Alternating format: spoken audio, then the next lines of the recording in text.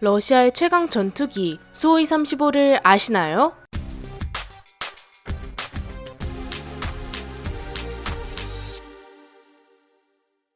안녕하세요, 지식스토리입니다. 이번에는 러시아의 대표적인 전투기에 대해 알아볼 텐데요. 1972년 7월 F-15가 초도 비행에 성공했고 얼마 지나지 않아 1976년에 도입을 시작했습니다.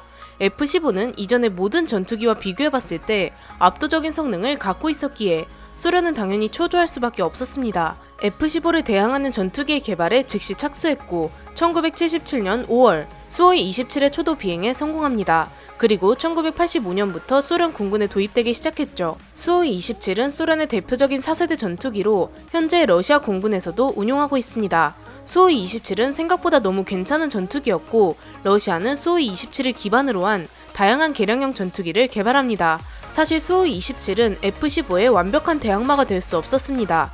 엔진, 레이더, 전자장비 등 전투기에 필요한 정말 많은 부분들이 F-15에게 뒤처졌습니다. 그래서 수호이-27이 도입되자마자 수호이-27을 기반으로 한 새로운 전투기를 다시 설계한 것입니다. 그렇게 TCM이라고 불리는 기체를 개발하게 됩니다. 엔진, 레이더, 전자장비 등 모든 요소를 뜯어 고쳤고 이러한 성능 개선과 동시에 멀티롤 전투기가 될 수 있도록 개발했습니다.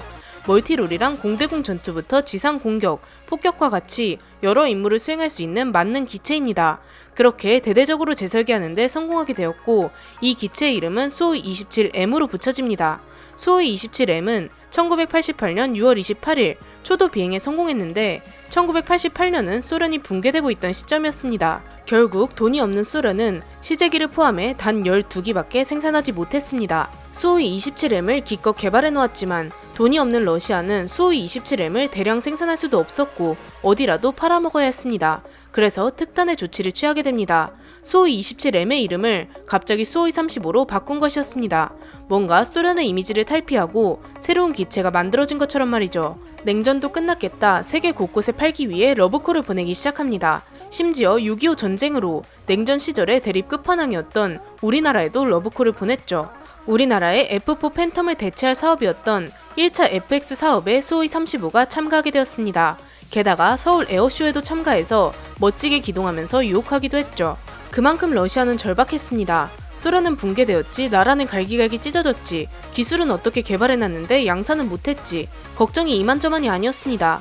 그러나 아무 곳에서도 사주지 않았고 대량 양산은 실패로 돌아가고 말았습니다. 그렇게 역사의 뒤안길로 사라지나 싶었는데 블라디미르 푸틴이 러시아의 대통령이 되면서 상황이 조금 바뀌게 되었습니다. 워낙 군사력 증강에 관심이 많은 인물이기도 하고 러시아 경제가 점차 회복되어감에 따라서 전투기 사업을 다시 살리고자 했습니다.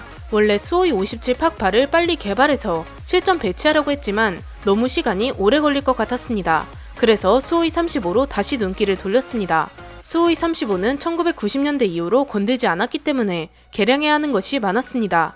엔진과 레이더를 최신형으로 개량했고 티타늄 합금을 넣어 동체 수명을 연장시켰죠. 그렇게 부활한 기체의 이름은 기존의 이름과 차별을 두어 수호이-35S라고 부르게 되었습니다.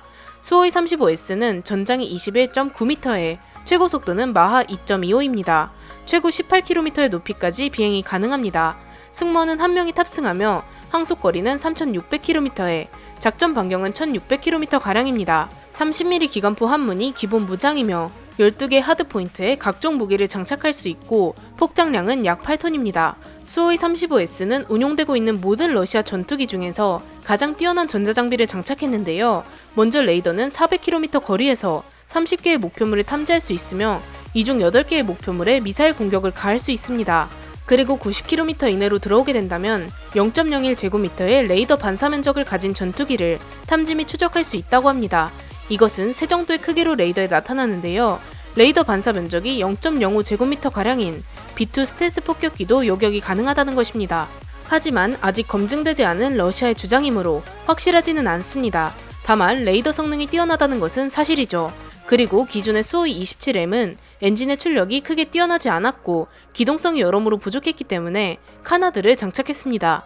카나드는 항공기 앞에 붙는 보조 날개로 기체 앞쪽에 양력을 만들어 엔진의 출력을 도와주는 역할을 하죠.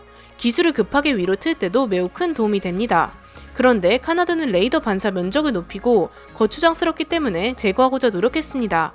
수호이-35S는 엔진 추력을 높이고 기동성이 향상되었기 때문에 이 거추장스러운 카나드 날개를 제거할 수 있었습니다. 2008년에 러시아 공군에 도입된 수호이-35S는 아직까지 실전 경험이 없습니다.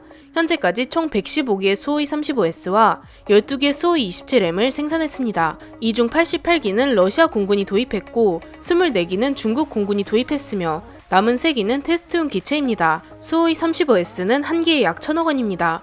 이 기체는 현재 러시아 공군이 보유한 최강의 전투기이며 팍파가 실전 배치된 이후에도 꽤나 오랜 시간 동안 활약할 것으로 예상됩니다. 이렇게 러시아의 최강 전투기 수호이-35S에 대해 알아보았는데요. 영상을 재미있게 보셨다면 구독과 좋아요 부탁드립니다. 감사합니다. 지식스토리였습니다.